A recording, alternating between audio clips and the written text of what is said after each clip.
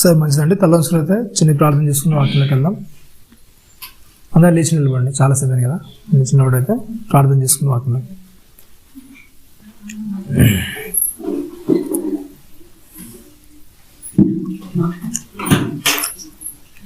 పరిశుద్ధుడ మహాగణుడ, నీ ఘనమైన ఉన్నతమైన శ్రేష్టమైన నామానికి కృతజ్ఞతలు స్తోత్రములు చెల్లిస్తున్నాం నాయన. ఇదిగో నాయన మరి ఒకసారి నాయన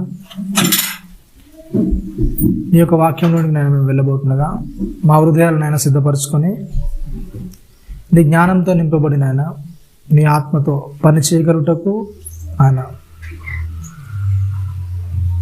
నీ ఆజ్ఞల ప్రకారంగా నడుచుకోగలుగుటకు వాటి కృపను మహాద్భాగ్యాన్ని మాకు అనుగ్రహించండి ఆయన. చెప్పనని నన్ను తగ్గించుకొని నీ వాక్యాన్ని హెచ్చించగలుగుటకు నేను మహిమపరచగలుగుటకు అట్టి కృపను మహాద్భాగ్యాన్ని అనుగ్రహించమని క్రీస్తు అతి పరిశుద్ధుల నామమునకు ప్రార్థన మనల్ని అడిగి వేడుకుంటున్నాం తండ్రి, ఆమేన్.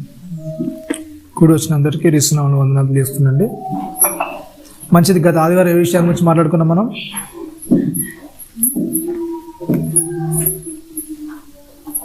గత ఆదివారం ఏ విషయాల గురించి మాట్లాడుకున్నామండి?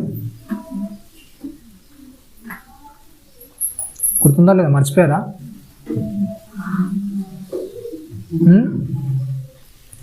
మధ్యలో క్రిస్మస్ రాగానే అంతా మర్చిపోయినట్టున్నారు. మధ్యలో మరలా 2 వాక్యాలు వస్తాయి. సరే, దయ అనే విషయం గురించి మనం మాట్లాడుకున్నాం. కొరింథీయులకు రాసిన మొదటి పత్రిక, దాని గురించి మరలా కొనసాగింపుగా కొద్దిగా ముందుకెళ్ళి మాట్లాడుకుందాం. కొరింథీయులకు రాసిన మొదటి పత్రిక 10వ అధ్యాయం 24వ వచనం చూడండి. కొరింథీయులకు రాసిన ఎవడును తన కొరకే కాదు ఎదుటివాని కొరకు ఏంటంట? ఎవడును తన కొరకే కాదు కానీ ఏంటంట? చదవండి ఒకసారి మరలా. ఎవడును తన కొరకే కాదు ఎదుటివాని కొరకు మేలు చేయ చూసుకొనవలెను. ఇదేంటంట? ఎవడును తన కొరకే కాదు ఏంటంట? ఎదుటివాని కొరకు మేలు చేయ చూసుకునేవాళ్ళు. అంటే ప్రతి వాడు కూడా తన గురించి తాను ఆలోచించుకొని తన గురించి తానే ఏదో చేసుకోవడానికి కాదు, కానీ అవతల వ్యక్తి గురించి కూడా ఏం చేయాలంట? ఏం చేయాలి? వాని కొరకు కూడా ఏం చేయాలి? మేలు చేయడానికి ఆలోచించాలి. అవునా? అవతల వ్యక్తుల పట్ల మరి ఎలాంటి మేలు చేయగలుగుతాం చెప్పండి? మన కొరకు కాకుండా అవతలని ఎలాంటి మేలు మనం చేయగలుగుతాం? ఎట్లాంటి మీరు మేలు చేస్తారు చెప్పండి?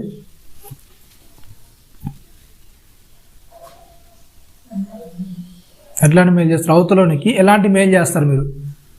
నా కొరకే కాకుండా అవతలోళ్ళకి, అంటే మన కొరకు మనం కాకుండా అవతలోనికి చేసే మేలునే ఉంటాయి. మనం ఏం చేస్తాం చెప్పండి? ఫర్ ఎగ్జాంపుల్ వర్షాకాలం ఉంది అనుకోండి, వాన పడుతుంది అనుకోండి, ఓకేనా? గొడుగు ఉంది మీ దగ్గర, 2 గొడుగులు నాకు ఏం చేయండి? ఒక గొడుగు ఇచ్చేయచ్చు. ఒకవేళ ఒకటే గొడుగు ఉంటే ఏం చేస్తారు?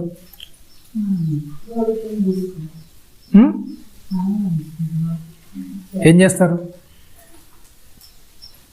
ఒకటే గొడుగు ఉందనుకో ఏం చేస్తారు?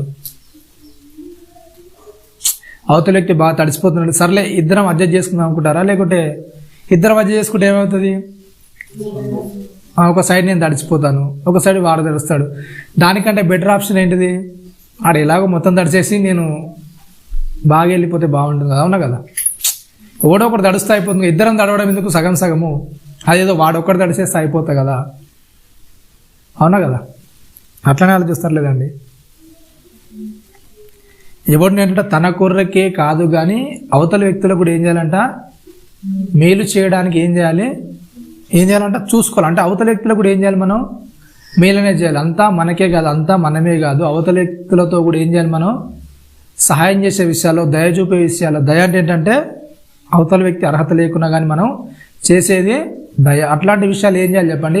అవతల వ్యక్తి పట్ల మనం ఏం చేయాలి? అలాంటి దయను మనం చూపించగలగాలి. అంటే మనకి ఏదైతే అడ్జస్ట్ అవుతుందో దాంట్లో మనం సర్దుకుపోగలుగుతామో దాన్ని ఇతరులకు ఏం చేయవచ్చు చెప్పండి?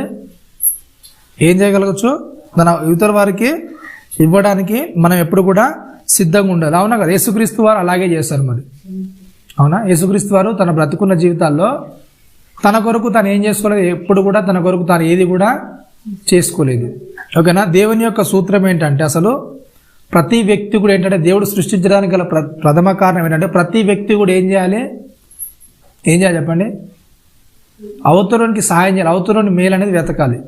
ప్రతి వ్యక్తి కూడా, భూమి మీదకి వచ్చిన ప్రతి వ్యక్తి కూడా అవతలోని మేలు కొరకు పాటుపడాలి. అవతలోని మేలు చేసేటట్లుగా మన బ్రతుకు అనేది ముందుకెళ్ళాలి. ఎప్పుడైతే అట్లా ఉంటుందో మన క్రైస్తవ భక్తి జీవితం అనేది దేవుని దగ్గర సరిగా ఉంటుంది. అవతలోనికి ఎప్పుడైతే మనం మేలు చేద్దాం అనుకుంటాం, అవతలోని దృష్టి, మన యొక్క దృష్టి అనేది అవతలోనికి మేలు చేయాలనే విషయాలు అనేది ఎప్పుడైతే ఉంటుందో అప్పుడు ఏమవుతుందంటే దేవునికి తగినట్టుగా మనం నడుస్తాం. దేవుడు ఏదైతే కోరుకుంటున్నాడో ఆ యొక్క జీవితం అనేది భూమి మీద నెరవేరుతుంది. మరి అట్లా ఉన్నారా మనుషులందరూ? అట్లున్నారు లేదా? ప్రపంచం అంతా కూడా, జనాలంతా కూడా ఇలా ఉండిపోవడానికి గల కారణం ఏంటంటే మనిషి యొక్క స్వార్థం అనేది. మనిషి యొక్క స్వార్థం అనేది ఏమైపోయిందంటే నేనే బ్రతకాలి, నా కొరకు నేను బ్రతకాలి, నా కొరకు నేను సంపాదించుకోవాలి, నా కొరకు నేను ఉన్నతంగా ఉండాలి. ఎప్పుడైతే మనుషులు ఇలాంటి ఆలోచనలు మొదలయ్యాయో అవతల వ్యక్తి గురించి ఆలోచించడం అనేది ఏం చేశాడు మనిషి? ఏం చేశాడు చెప్పండి? మర్చిపోయాడు. అవతల గురించి నాకు అవసరం లేదు. అవునా? నేను ఎంతవరకు బాగుంటే బాగుంటుంది అంతే తప్ప అవతల గురించి నాకెందుకు, అవతల సంగతి నాకెందుకు, అవతల విషయాలు నాకెందుకు. అట్లాంటి విషయాలు ఎప్పుడైతే ఒక మనిషి అవతల వ్యక్తి గురించి ఆలోచించకుండా ఉంటాడో, అవతల వ్యక్తి గురించి నిర్లక్ష్యంగా ఉంటాడో, దానివల్ల ఏమైపోయింది చెప్పండి? అందరూ కూడా ఏమైపోయారు? మనుషులంతా కూడా ఏమైపోయారు చెప్పండి? స్వార్థంగా ఆలోచిస్తారు. ఎప్పుడైతే ఒక మనిషి స్వార్థంగా ఆలోచిస్తాడో అప్పుడు ఏమైపోతుంది? అంతా కూడా ఎలా ఉంటారు? ఇక మనుషులంతా కూడా ఏమైపోతారు? ఒకరిని బట్టి ఒకరు ఏం చేస్తారు చెప్పండి? స్వార్థం అనేది పెరిగిపోయింది. ప్రతి వ్యక్తులు ఏమైపోయింది చెప్పండి? స్వార్థం అనేది పెరిగిపోయింది. నా కొరకు నేనే బ్రతకాలి, నా కొరకు నేనే చేసుకోవాలంటే అవతలని గురించి నాకెందుకు, అవతలని విషయాలు నాకెందుకు, పట్టింపు ఎందుకు. ఎప్పుడైతే ఎవడైతే తన కొరకు, అంటే దేవుడు చెప్పే ఎవడు కూడా ఏంటంటే తన కొరకు అంటే అవతలని కొరకు కూడా ఏం చేయాలి చెప్పండి? మేలు చేయడానికి చూసుకోవాలి. అప్పుడప్పుడు సహాయం చేయాల్సిన అవసరం వస్తే మనం కూడా ఏం చేయాలి చెప్పండి? అంటే మనం అంతా వదిలేసుకొని చేయడం కాదు, కానీ ఏదైతే మనం సహాయం చేయగలుగుతాం, ఏదైతే మనం ఇవ్వగలుగుతాం అట్లాంటి పరిస్థితులు ఏం చేయాలి చెప్పండి? కంపల్సరిగా అట్లాంటి దాతృత్వం అనేది మనం ఏం చేయాలి? కలిగి ఉండే స్వభావం అనేది మనలో, దేవుని పిల్లలుగా మనలోనికి రావాలి. అవును కదా? యాకోబు రాసిన పత్రిక ఒకసారి చూడండి. యాకోబు రాసిన పత్రిక 2వ అధ్యాయం 14వ వచనం చూడండి.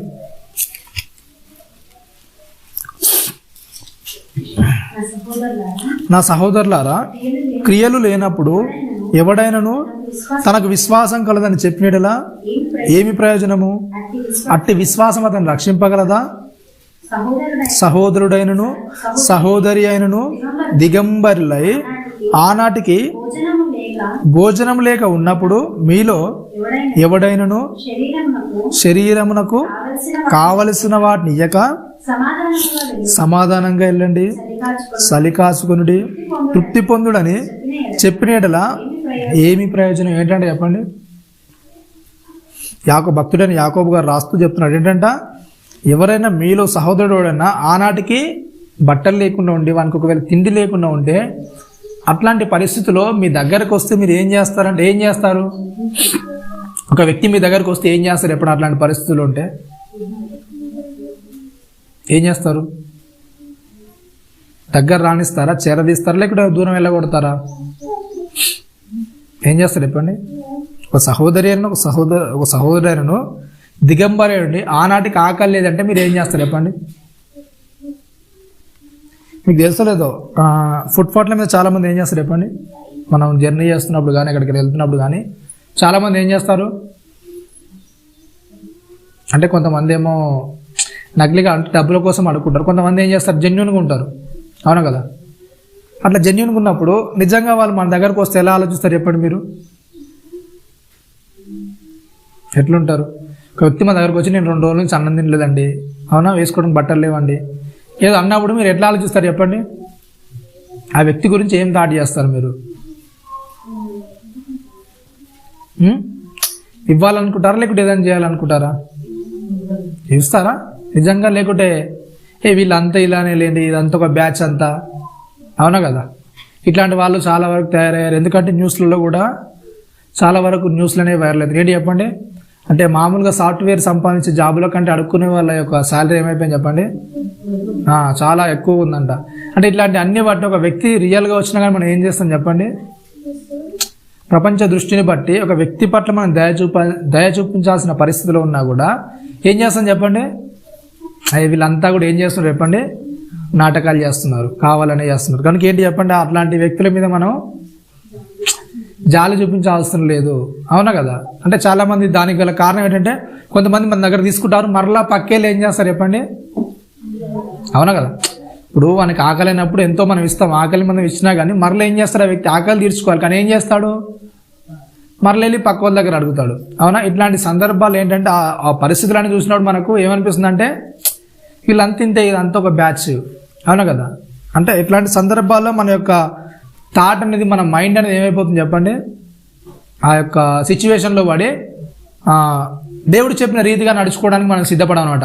వీళ్ళంతా ఇంతే కాబట్టి ఎవడైనా జెన్యూన్గా వచ్చినా సరే మన పరిస్థితి ఎలా ఉంటుంది చెప్పండి, ఎట్లా ఉంటుందంటే ఆనాటికి ఆ సహోదరుడు భోజనం లేక బట్టలు లేక మన దగ్గరకు వచ్చిన పరిస్థితి ఎలా ఉంటుంది చెప్పండి, నిజంగా కనికర పడతామా, జాలి పడతామా?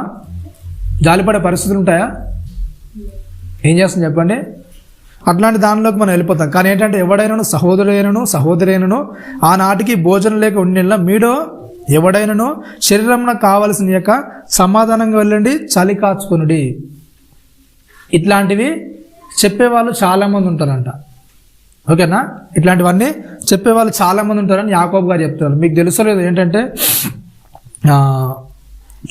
బంధువులు ఉంటారు కదా, మనకు దగ్గర కావాల్సిన బంధువులు ఉంటారు కదా, బంధువులు ఎప్పుడైనా సరే ఏం చేస్తారంటే మనం బాగా ఎదిగామనుకో ఎలా ఉంటారు చెప్పండి, మన ముంగట ఎలా ఉంటారు,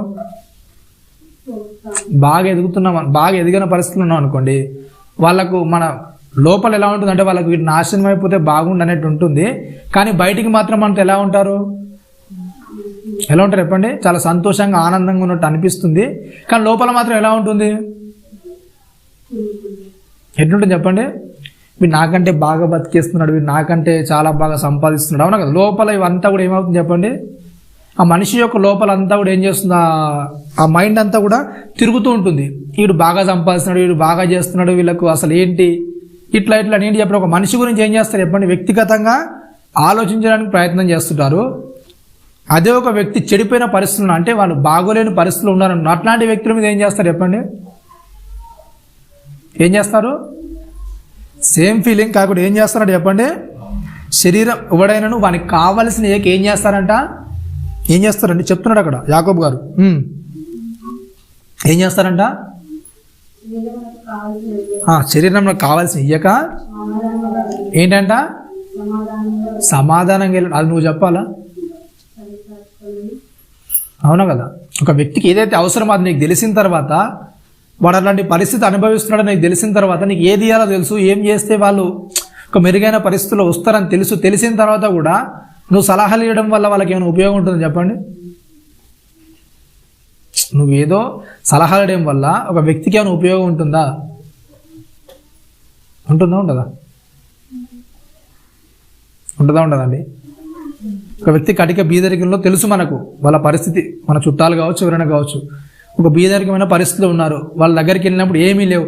అట్లాంటి పరిస్థితులు లేనప్పుడు షాపుకి వెళ్ళి మీరు తెచ్చుకొని కొనుక్కొని వండుకోవచ్చు కదా, ఎందుకు అలా వీటిని తింటున్నారు, ఎందుకు అలా ఇలా చీప్ వాటిని మెయింటైన్ చేస్తున్నారు అట్లా అన్నాం అనుకోండి. అంటే వాళ్ళ పరిస్థితి తెలిసిన తర్వాత కూడా వాళ్ళని అవమానపరచడానికి అట్లా చేసామనుకోండి, ఏమవుతుంది చెప్పండి, అది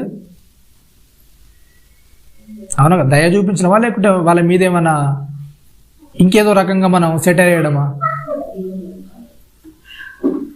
ఏం చేయడం చెప్పండి? చాలా పరిస్థితులు ఏం చేస్తారంటే ఒక వ్యక్తిని గురించి చెప్తున్నాడు ఇక్కడ యాకోబు గారు ఏంటంటే, ఒక వ్యక్తుల దగ్గర ఎప్పుడైతే వాళ్ళ దగ్గర ఏమి ఉండని పరిస్థితుల్లో అవతల వ్యక్తి ఏం చేస్తారంటే గేలి చేయడానికి, లేకుంటే అవతల వ్యక్తిని ఇంకేదో ఇబ్బంది పెట్టడానికి ఏం చేస్తారంట, అట్లాంటి మాటలు అనడానికి ప్రయత్నం చేస్తున్నాడు. ఏంటంట చెప్తున్నాడు అక్కడ యాకోబు గారు ఏంటంటే, సమాధానంగా వెళ్ళండి, చలి కాసుకొనుడి, తృప్తి పొందండి, ఇట్లాంటి విషయాలని చెప్తున్నాడు. అంటే చేయగలిగిన సహాయం ఉన్నా, చేయడానికి ఏమున్నా సరే ఈ వ్యక్తి చేయకుండా ఏం చేస్తారు, అవతల వ్యక్తిని అవమానపరచడానికి ఏం చేస్తారు చెప్పండి, ఆ వ్యక్తిని గేలి చేయడానికి ఇష్టపడుతుంటారు, ఓకేనా? అట్లాంటి వ్యక్తులను ఇబ్బంది పెట్టే పరిస్థితులను వెళ్ళడానికి ఇష్టపడుతుంటారు. అట్లాంటి వారికి ఏం చేయొద్దు చెప్పండి, ఉండొద్దని చెప్తారు. ఎప్పుడైతే ఒక వ్యక్తి మనకు కావాల్సిన వ్యక్తి అయినా, మన బంధువు అయినా సరే లేని పరిస్థితులు ఉన్నట్టు మనం ఏం చేయాలి చెప్పండి, సహాయం చేయకున్నా పర్లేదు కానీ ఏం చేయదు, అవతల వ్యక్తిని ఏం చేయాలి చెప్పండి. ప్రతి ఒక్కరికి ఏముంటుందంటే ఒక ఆత్మగౌరవం అనేది ఉంటుంది. ఆ ఆత్మగౌరవాన్ని ఏం చేయొద్దంట, ఏం చేయాలి చెప్పండి, అవమానపరచొద్దు అవతల వ్యక్తి. ఒకవేళ నువ్వు ఇస్తే లేకుంటలేదు, అది దానివల్ల ఎలాంటి ఇబ్బంది ఏముండదు, కానీ అవతల వ్యక్తి దగ్గరికి వెళ్ళి నువ్వు కించపరిచే విధంగా, నువ్వు ఇబ్బంది పెట్టే విధంగా ఎప్పుడైతే చేస్తావో అట్లాంటి పరిస్థితులు ఏమవుతుంది, ఆ వ్యక్తి ఏం చేస్తాడు, కృంగిపోతాడు. అంటే లేని వ్యక్తుల పట్ల మనం ఒకవేళ అట్లాంటి బీదరిక పరిస్థితులు ఉన్న వ్యక్తుల పట్ల దయ చూపించాలి తప్ప అవతల వ్యక్తిని అవమానపరిచే విధంగా లేకుంటే కించపరిచే విధంగా ఎప్పుడు కూడా మన మాటలు కానీ, మన ప్రవర్తన కానీ, మన భక్తి జీవితం కానీ ఏం చేయాలి చెప్పండి, ఉండొద్దు. ఓకేనా? ప్రతి వ్యక్తితో ఏం చేయాలి చెప్పండి, మర్యాదపూర్వకంగా నడుచుకోవాలి. వాడు ఉన్నోడా లేనోడా బీదోడా మన దగ్గర ఏమున్నాయా ఆ అన్ని విషయాలు పక్కకు పెట్టేస్తే ప్రతి వ్యక్తితో కూడా ఏం చేయాలంట, ఏం చేయాలి చెప్పండి. అదే విషయాన్ని యాకోబు గారు 2వ అధ్యాయంలో మొత్తం దాని గురించి మాట్లాడుతుంది. అంటే ఒకవేళ ఒక సహోదరుడిని ఎడల దరిద్రుడై వస్తే ఒక కటిక బేదరికల పరిస్థితులు ఉంటే ఆ వ్యక్తి పట్ల నువ్వు ఎలా ప్రవర్తిస్తావు, నీ యొక్క వ్యక్తిత్వం అనేది ఎలా ఉంటుంది ఆ వ్యక్తి పట్ల, సరైన క్రమంగానే మర్యాదగానే ఉంటుందా లేకుంటే మర్యాద లేకుండా ప్రవర్తిస్తావా, ఎట్లుంటారు అని చెప్తున్నాడు. అవునా కదా? 2వ వచనం 3వ వచనం చూడండి. ఇందులో 2 యాకోబు 2:3 మీరు 2వ వచనం చూడండి. ఏలగనగా బంగారు ఉంగరం పెట్టుకొని ప్రశస్త్ర వస్త్రములు ధరించుకున్న ఒకడు మీ సమాజ మందిరంలోనికి వచ్చినప్పుడు, మురికి బట్టలు కట్టుకున్న దరిద్రుడు లోపలికి వచ్చిన ఎడల మీరు ప్రశస్త్ర వస్త్రములు ధరించుకున్న వాడిని చూసి సన్మానించి నీవిక్కడ మంచి స్థలమందు కూర్చుండుమని చెప్పి ఆ దరిద్రునితో నీవిక్కడ నిలుము లేక ఇక్కడ నా పాదపీఠ దిగున కూర్చుండుమని చెప్పిన ఎడల నీ మనస్సులో భేదములు పెట్టుకొని మీరు దురాలోచనతో విమర్శన చేయుని వారగుదురు కారా. ఏంటంటే చెప్పండి, ఒక వ్యక్తి పట్ల ఏం చేస్తారంటే చెప్పండి, అక్కడ చెప్తున్నాడు చాలా క్లియర్గా. ఏంటంటే ఏలేనగా బంగారు ఉంగరం పెట్టుకొని ప్రశస్త్ర వస్త్రములు ధరించుకుని ఒకడు, ఏమని చెప్తున్నాడు అక్కడ, ఒక వ్యక్తి అంటే మర్యాద ఇచ్చే దేనికంట, ఒక వ్యక్తి దేనికి మర్యాద ఇస్తాడు చెప్పండి, దేనికంట అండి మర్యాద ఇచ్చేది.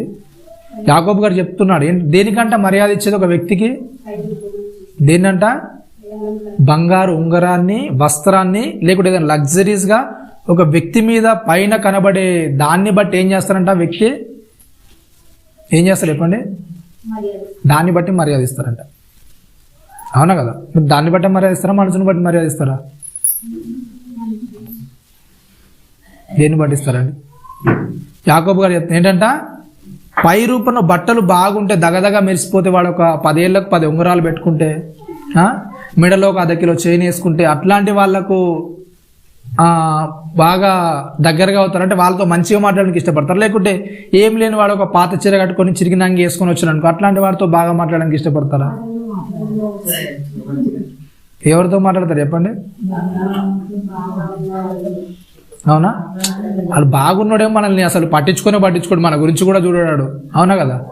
కానీ చూడకున్నా కానీ మనమే దగ్గరికి వెళ్ళి ఏం చేస్తాం, పలకరిస్తాం. ఎందుకు? వాని దగ్గర బంగారు ఉంగురాలు ఉన్నాయి, చాలా ఖరీదైన బట్టలు ఉన్నాయి. వానితో వెళ్ళినందుకు మనకు కూడా ఏమొస్తుంది చెప్పండి, అమ్మో అంత పెద్ద ఆయనతో మాట్లాడుతున్నా అంటే ఆయనకు బాగా క్లోజ్ ఏమో. అవునా కదా?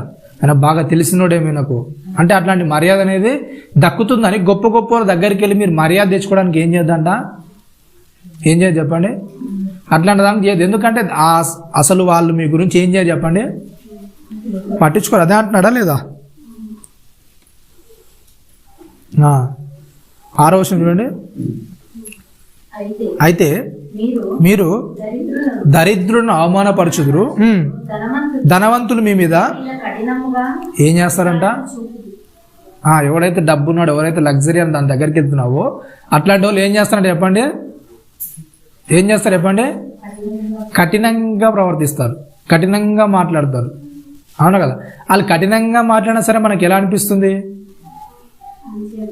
ఎట్లా అనిపిస్తుంది చెప్పండి?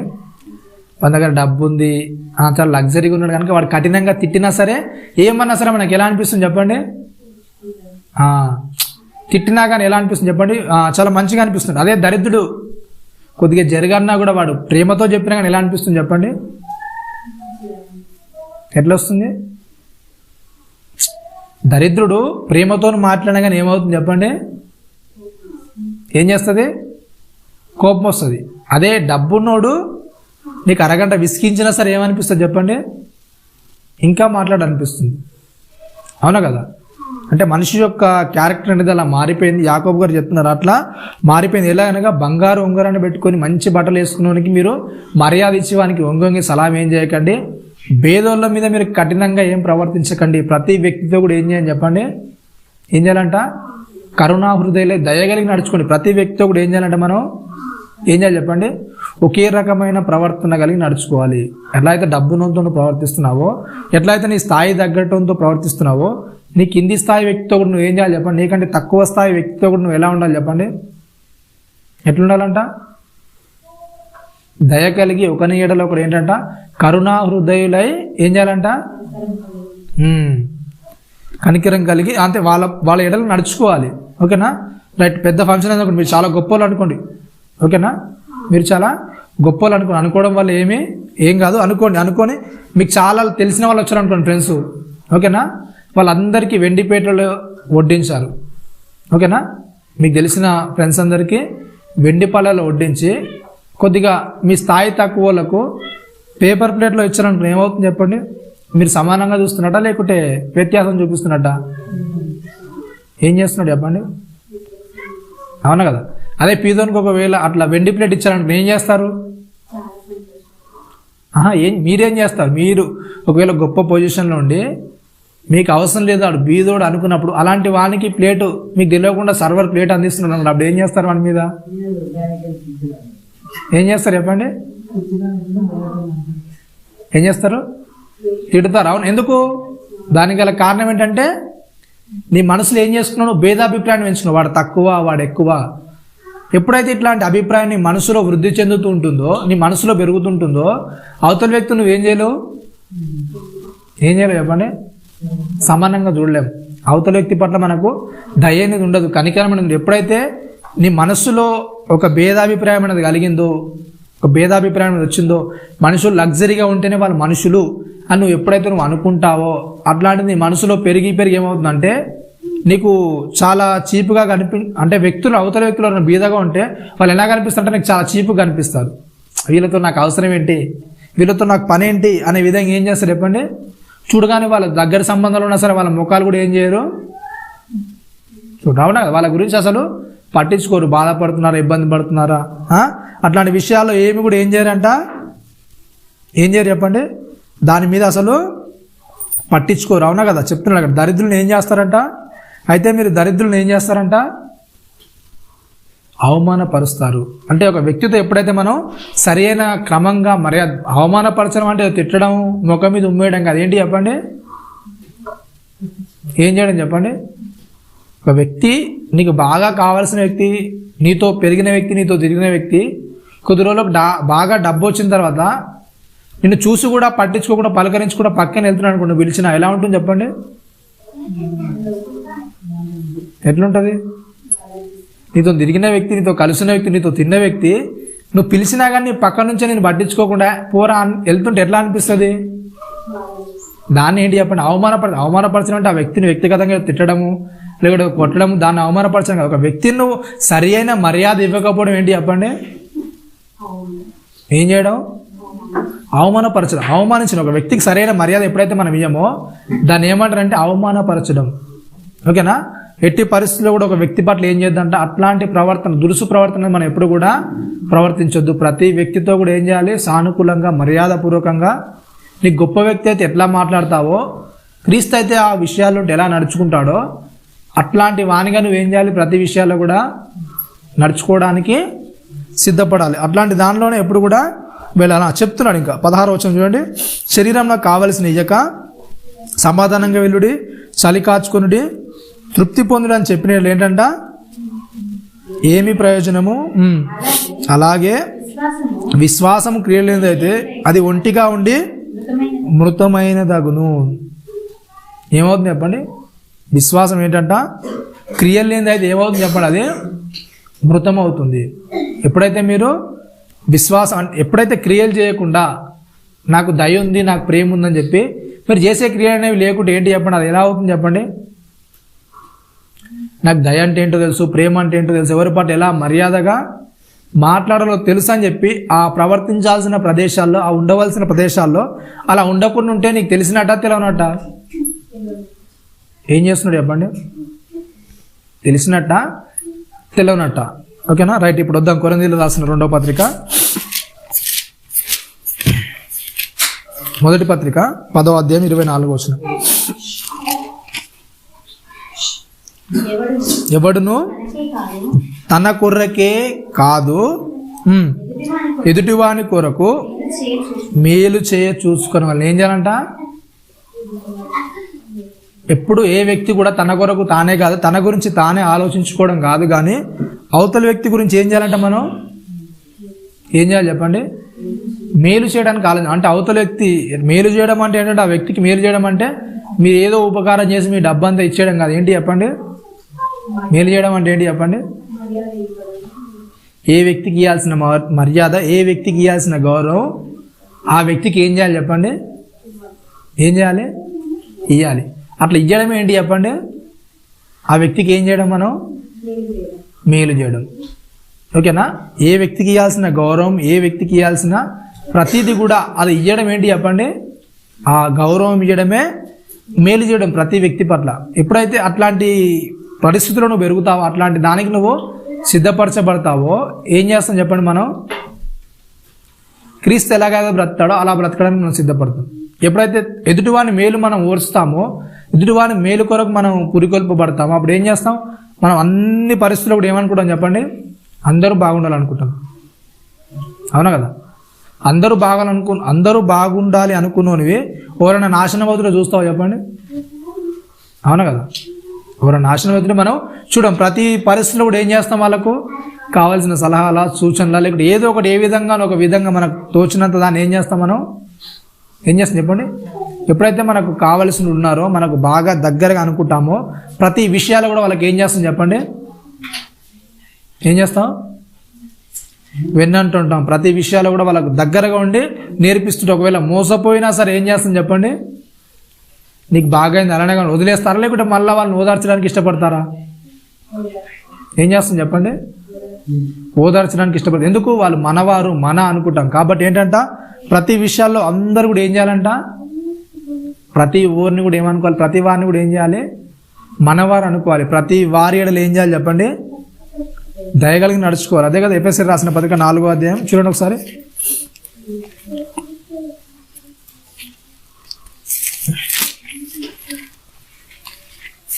4 చివరి వచనంలో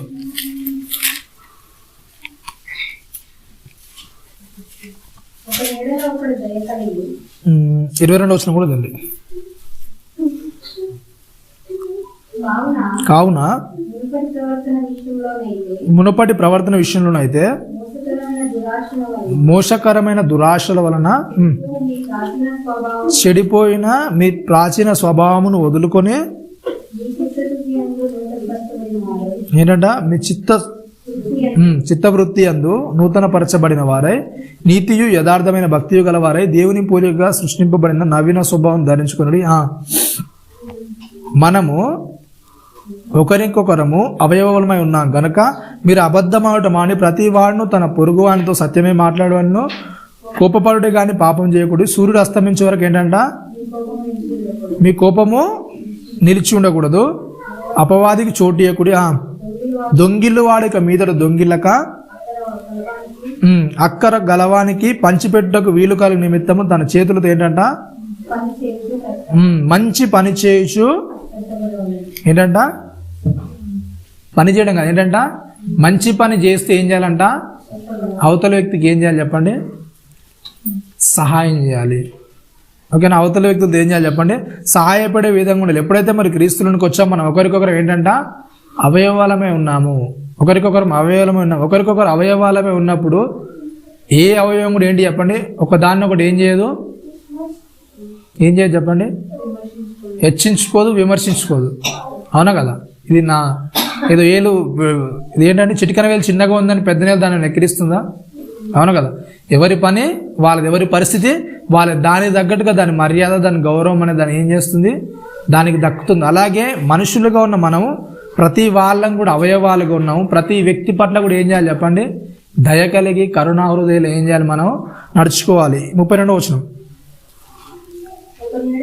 ఒకని ఎడల ఒకడు దయ కలిగి కరుణా హృదయులై క్రీస్తునందు దేవుడు మిమ్మల్ని క్షమించిన ప్రకారం మీరును ఏంటంట ఒకరినొకరు ఏం చేసుకోవాలంట క్షమించుడి. ప్రతి వ్యక్తితో కూడా ఏం చేయాలి చెప్పండి, దయ కలిగి ఉండాలి. అవతలి వ్యక్తి ఒకవేళ మన పట్ల తప్పు చేసినా పొరపాట్లు చేసినా ఎప్పుడు కూడా మన హృదయం ఎలా ఉండాలి చెప్పండి, దయ కలిగి ఉండాలి. అవతల వ్యక్తిని ఏం చేయాలి, క్షమించే విధంగా ఉండాలి. ఎప్పుడు కూడా అవతల వ్యక్తిని క్షమిస్తూ ఉండాలి. ఎందుకంటే క్రీస్తు ఏం చేస్తున్నాడు చెప్పండి, క్రీస్తు అట్లాంటి హృదయంతో మనకు ఏం చేశాడు, మన ముందట నడుచుకున్నాడు.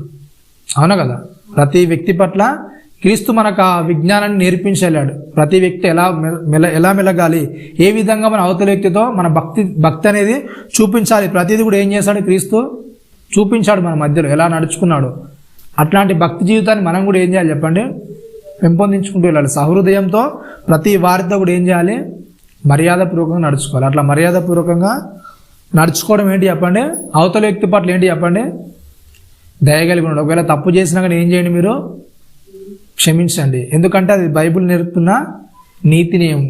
ఎందుకంటే దేవుడు మిమ్మల్ని ఎలాగైతే క్షమించాడో మీరు కూడా ఏం చేయాలి, ఎలాగ క్షమించాలి. దేవుడు ఎట్లా క్షమిస్తాడు, ఎట్లా క్షమిస్తాడు దేవుడు అయితే ఏంటి చెప్పండి. మరలా ఏంటంటే ఎప్పుడు కూడా మీ పాపాలు ఏం చేశానంట వెనకేసుకున్నాను, మరలా ఎప్పుడు కూడా ఏం చేసుకొని వాటిని జ్ఞాపకం చేసుకోను. నిజంగా మీకు అట్లా ఉంటుందా? మరి మీ ఎడలో తప్పు చేస్తే మీ వెనుకున్నాయా పాపాలు కళ్ళ ముంగుతున్నాయా? తప్పు చేస్తే తప్పు చేసిన వాళ్ళ చిత్రాలు లేకుంటే ఆ ఊహలు ఆ జ్ఞాపకాలు మీ కళ్ళ ముందున్నాయా, మీ వీపు వెనుకున్నాయా? ఎక్కడున్నాయండి? వీపు వెనుకున్నాయా, కళ్ళ ముంగుతున్నాయా? ఎవరు వీపు వాళ్ళ కనబడుతుందా? కనబడుతుందా? కనబడదు. అంటే ఒక వ్యక్తి చేసిన పొరపాట్లు తప్పులు అనేవి ఏం చేయాలి చెప్పండి, ఎప్పుడు కూడా ఏం చేయాలి, ఏం చేసుకోవాలి, మన వీపులో వేసుకోవాలి. ఓకేనా? అవి మనకు కనబడద్దు, దాని గురించి ఏం చేయండి, మర్చిపోండి. ఓకేనా? ఒక వ్యక్తి చేసిన ఎప్పుడైతే సత్క్రియలు ఉంటాయి వాటిని ఏం చేయాలి, మనం కళ్ళ ముందట పెట్టుకొని క్రీస్తులాగా బ్రతకడానికి ప్రయత్నం చేయాలి. తప్పులన్నీ కూడా ఏం చేయండి, వెనకేసేయండి. మరలా వాటి గురించి ఆలోచించి వాటి గురించి చించి కూడా ఏం చేయొద్దు. మీ హృదయాన్ని మీ యొక్క జీవితాలు ఏం చేసుకోవద్దు, ఎప్పుడు కూడా పాడు చేసుకోవద్దు. కాబట్టి ఏంటంటే ప్రతి వారి ఎడల కూడా మనం ఏం చేయాలి, దయ కలిగి ఉండాలి. ప్రతి వారిని కూడా ఏం చేయాలి, మనం క్షమించే పరిస్థితులు ఉన్నాయి. ఎందుకంటే దేవుడు చెప్పిన వాగ్దానం ఏంటంటే మీరు హృదయపూర్వకంగా క్షమిస్తే ఒక వ్యక్తిని ఏం చేస్తాను, నేను కూడా ఏం చేస్తాను చెప్పండి. మీరు ఎలా క్షమించాలి, హృదయపూర్వకంగా క్షమించాలి. ఒక వ్యక్తిని ఏం చేయాలి, హృదయపూర్వకంగా మీరు ఏం చేయాలి, క్షమించాలి. అట్లా క్షమిస్తే నేను కూడా ఏం చేస్తాను, మిమ్మల్ని హృదయపూర్వకంగా క్షమిస్తాను. కాబట్టి ప్రతి వ్యక్తిని కూడా మనం ఏం చేయాలి, దయ కలిగి ఉండాలి. ప్రతి వ్యక్తిని కూడా హృదయపూర్వకంగా ఏం చేయాలి, మనం క్షమించాలి. మిగిలిన ఆదివారంలో మిగిలిన విషయాలు మాట్లాడుకుని తల వంచుకొని ప్రార్థించుకుందాం. పరిశుద్ధుడా మహాగణుడ, నీ ఘనమైనతమైన శ్రేష్టమైన నామానికి కృతజ్ఞతలు స్తోత్రములు నాయన. విన్న మాటలు నాయన మా హృదయంలో నాయన పొడవబడి నాటబడి నాయన నీ కొరకు నాయన అంటు కట్టబడి నీలో ఫలించగలుగుటకు నీ మాటల అనుసారంగా నాయన మా బ్రతుకులను దిద్దుకొనగలుగుటకు నాయన నీ యొక్క కృపను నీ యొక్క ఆత్మ సహాయాన్ని అనుగ్రహించిన నాయన. వింటున్న ప్రతి మాట నాయన మాలో నాయన నూతన మార్పును నన్ను నూతన ఉజ్జీవాన్ని తెచ్చిన నీ కొరకు రగులుకొనిలాగా నాయన నీ కొరకు పురికొల్పబడలాగా నాటి కృపను మా ఆత్భాగ్యాన్ని మా అందరికీ అనుగ్రహించమని క్రీస్తు వారి అతి పరిశుద్ధమైన ప్రార్థన మనల్ని అడిగేట్టుకుంటాను. అందరికీ వందనాలు.